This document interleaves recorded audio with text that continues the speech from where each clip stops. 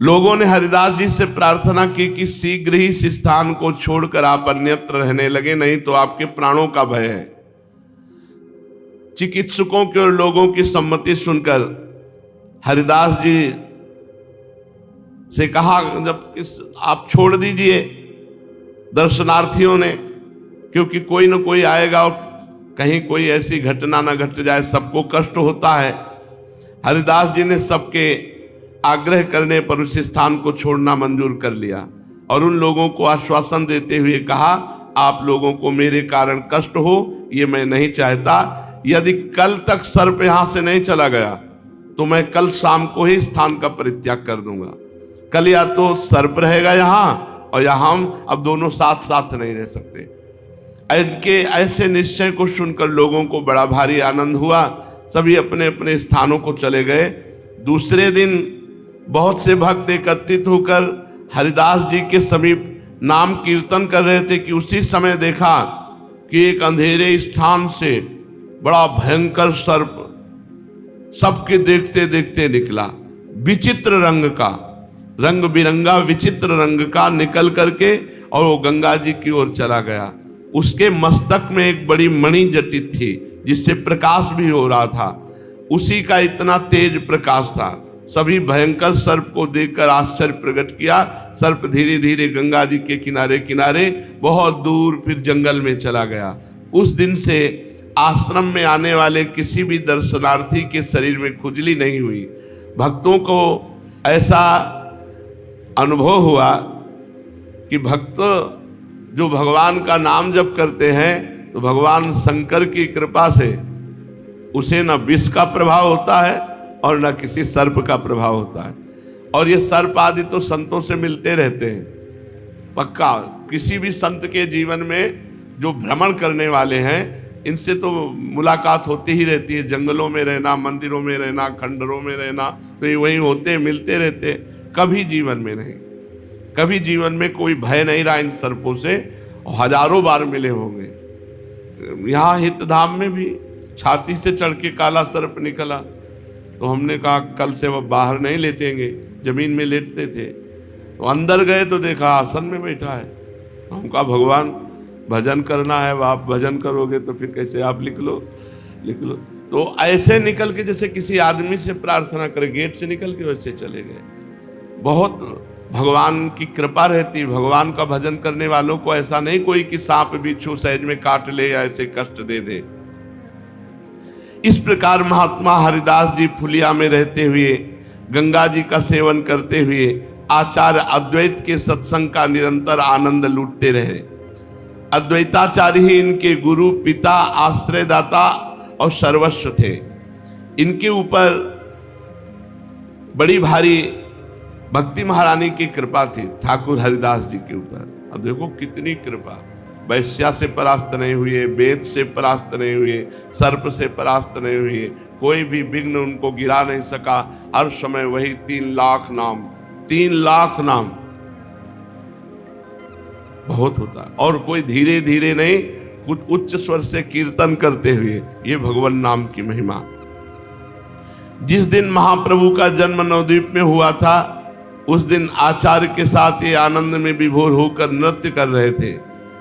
आचार्य का कहना था जगन्नाथ मिश्र का ये पुत्र गौरांग रूप से जनोद्धार तथा संपूर्ण देश में श्री कृष्ण कीर्तन का प्रचार करेंगे।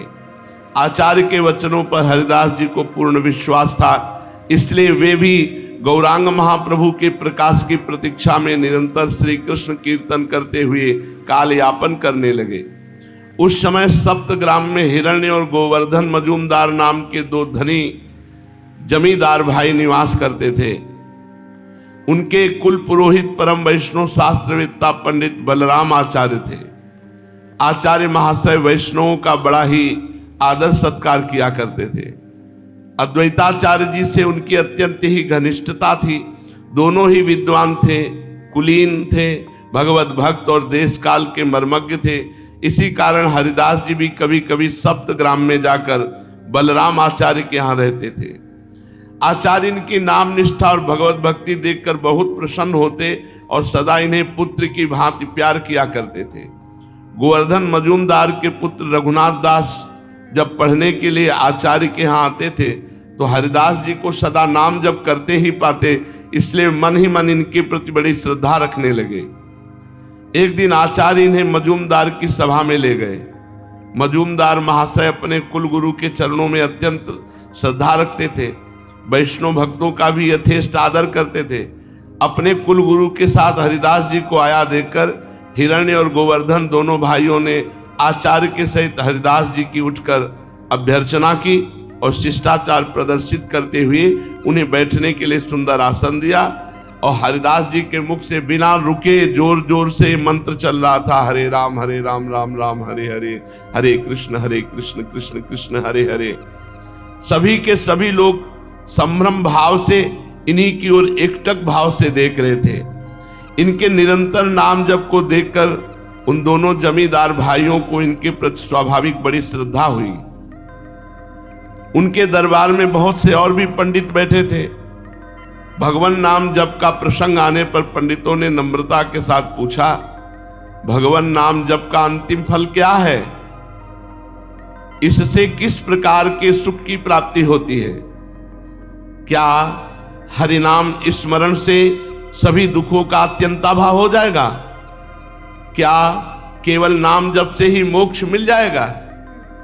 हरिदास जी ने नम्रता पूर्वक हाथ जोड़कर पंडितों को उत्तर दिया, महानुभावों, आप शास्त्रज्ञ हैं, धर्म के मर्म को भली भांति जानते हैं। आपने सभी ग्रंथों तथा वैष्णव शास्त्रों का अध्ययन किया है। मैं आपके सामने कह ही क्या सकता हूं, किंतु भगवान नाम के महात्म से आत्मा में अपार सुख मिलता है, इसलिए कुछ कहने का साहस कहता हूं। भगवान नाम का सर्वश्रेष्ठ फल यही है कि जप से हृदय में एक प्रकार की अपूर्व प्रसन्नता प्रकट होती है। उस प्रसन्नता जन्य सुख का आस्वादन करते रहना ही भगवान नाम का सर्वश्रेष्ठ और सर्वोत्तम फल है। जब खूब नाम जप किया जाता है तो नाम जप से एक हृदय में अद्भुत आनंद प्रकट होता है। यही आनंद नाम जप का फल है। भगवान नाम का जप करने वाला साधक मोक्ष या दुखों के अत्यंताभाव की इच्छा ही नहीं करता। वह सगुण निर्गुण दोनों के ही चक्कर से दूर रहता है। उसका तो अंतिम ध्येय रहता है भगवान नाम जप। कहीं भी रहे, कैसी भी परिस्थिति में रहे, कोई भी योनि मिले, निरंतर भगवान के नाम का जप होता रहे। बस भक्त का यही भाव रहे। यही गुरु कृपा से जीवन में यही लक्ष्य रहा। क्षण भर की स्थिति में भी कभी भगवान नाम न छूटे, यही नाम जप के साधक का अंतिम लक्ष्य है। भगवान नाम के साधक का साध्य और साधन भगवान नाम ही है। भगवान नाम से वो किसी अन्य प्रकार के फल की इच्छा नहीं रखता। मैं तो इतना ही जानता हूं, इससे अधिक यदि आप कुछ और जानते हो तो मुझे बताओ। इनकी ऐसी युक्ति युक्त और सारगर्भित मधुर वाणी को सुनकर सभी को परम प्रसन्नता हुई। उसी सभा में गोपाल चंद चक्रवर्ती नाम का इन्हीं जमींदार का एक कर्मचारी बैठा था। वो बड़ा तार्किक था। उसने हरिदास जी की बात का खंडन करते हुए कहा, अरे सब कोरी भावुकता की बातें हैं।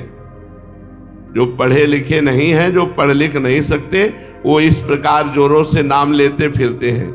यथार्थ ज्ञान तो शास्त्रों के अध्ययन से प्राप्त होता है।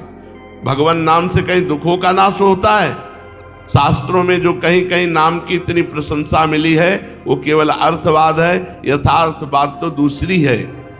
हरिदास जी ने बड़े जोर से कहा, भगवान नाम में जो अर्थवाद का अध्यारोप करता है वो शुष्क है, तार्किक है। भगवान नाम के महात्म को समझ ही नहीं सकते। भगवान नाम में अर्थवाद हो ही नहीं सकता। इस पर गोपाल चक्रवर्ती ने बात पर अपनी जोर देते हुए कहा, अजामिल जैसा पापी पुत्र नारायण का नाम लेते ही तर गया। क्या घट घट व्यापी भगवान इतना भी नहीं समझ सकते थे कि इसने अपने पुत्र को बुलाया है? ये अर्थवाद नहीं तो और क्या है? हरिदास जी ने कहा, इससे अर्थवाद कहने वाले स्वयं अनर्थवादी हैं, उनसे मैं कुछ नहीं कह सकता।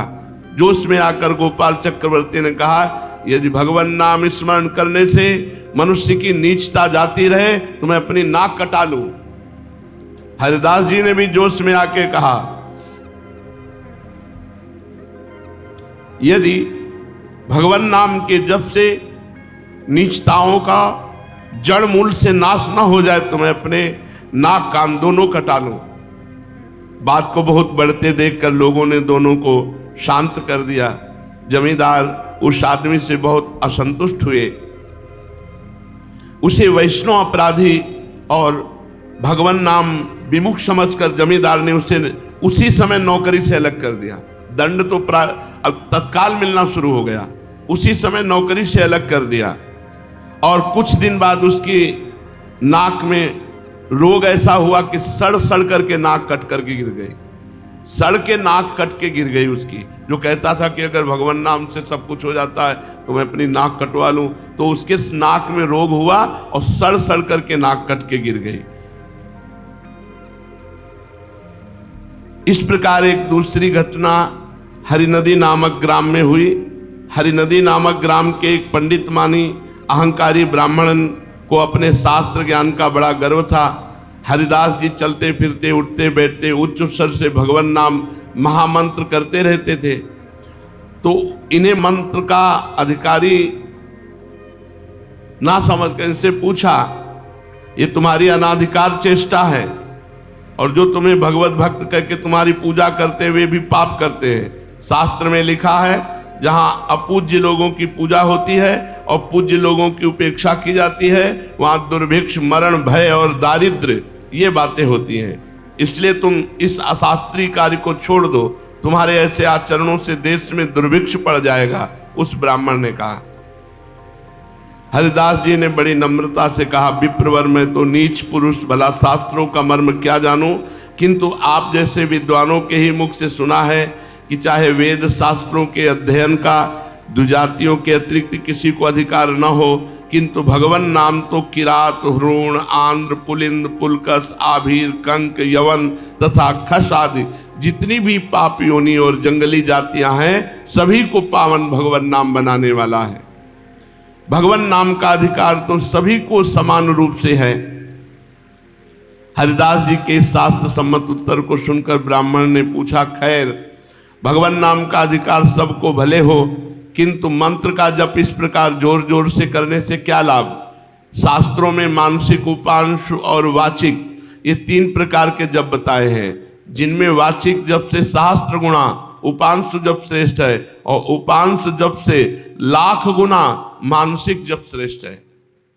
तुम मन में जप करो, तुम्हारे इस जप को तो मानसिक, उपांश अथवा वाचिक किसी प्रकार का भी जप नहीं कह सकते। ये तो वैखरी जप है जो अत्यंत ही नीच बताया गया है।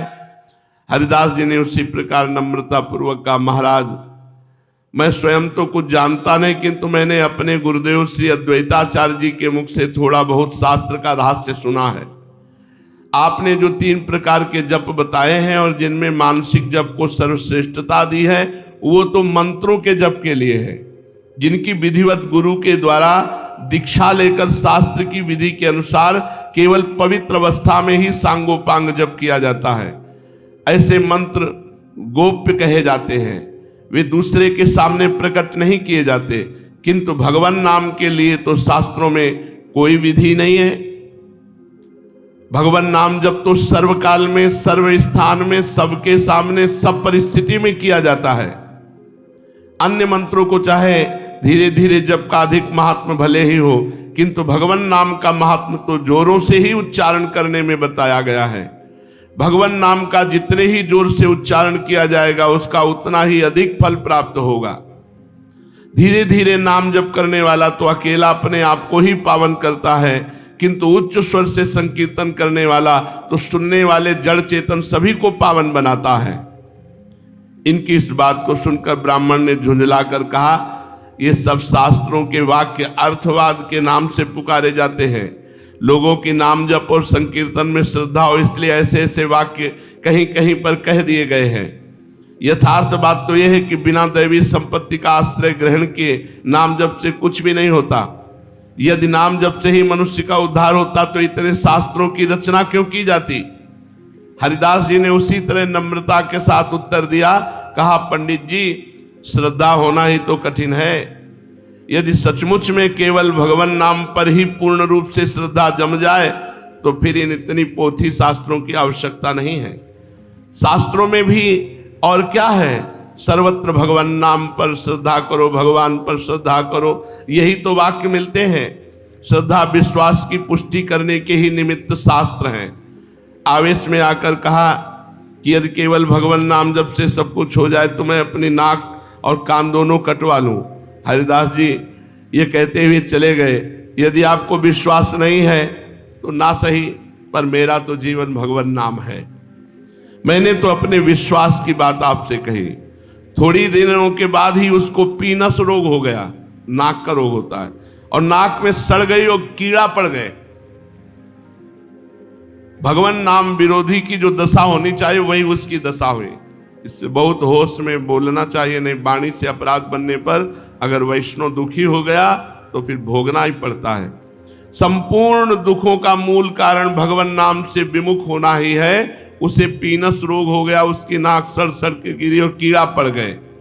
इस प्रकार महात्मा हरिदास जी ने भगवान नाम महात्म्य स्थापित करके गंगा किनारे निवास किया।